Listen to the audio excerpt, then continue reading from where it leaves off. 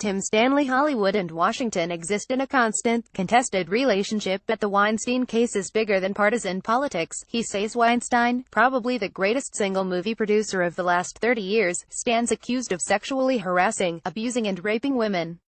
The descriptions of his alleged behavior in The New Yorker and New York Times suggest the classic symptoms of a psychopath: risk-taking, clever manipulation and a lack of shame.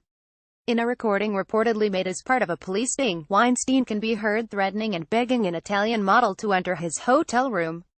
She refused. Based on various accounts of other alleged incidents involving Weinstein, had she given in, she may have been made to watch him shower or engage in a sexual act, behavior other women have publicly recounted, or potentially have been accosted with physical force. There was no affection in the encounters that women have alleged. It is said Weinstein would often behave as though nothing out of the ordinary had happened. Some victims allege that he got off not on the sex but the power. As the villain says in The Stepford Wives, a movie about men murdering their wives and replacing them with robotic sex slaves, powerful people do this sort of thing because we can. Meryl Streep once famously summed up Weinstein's authority by describing him as God. She now calls the reports of his behavior disgraceful.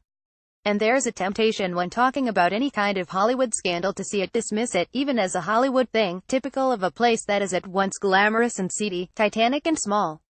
Didn't the movie moguls of old abuse their stars? Certainly. Isn't the casting couch infamous in Hollywood? Surely. I once lived there and never ceased to be amazed by the awe in which people who made largely bad films were held by actors desperate to be in the movies. You did feel at times as if you'd stepped into an alternative reality. Conservatives sound almost delighted with the scandal because it proves everything they ever suspected about liberal hypocrisy. But they love Hollywood, too, even if they don't admit it. Steve Bannon, Trump's former chief advisor, was a Hollywood producer. The president himself appeared in a couple of movies before getting his big break on TV's The Apprentice. If Republicans don't make as much money as Democrats out of Hollywood, they probably get more votes by attacking it. Hollywood and Washington exist in a constant, contested relationship. When Weinstein's behavior first became public knowledge, he wrote a statement pledging to enter therapy as if he was the victim, but also to direct all his energies at defeating the National Rifle Association. And that tells you everything you need to know about the craven, shameless duplicity of so many professional culture warriors. They use partisanship as a smokescreen.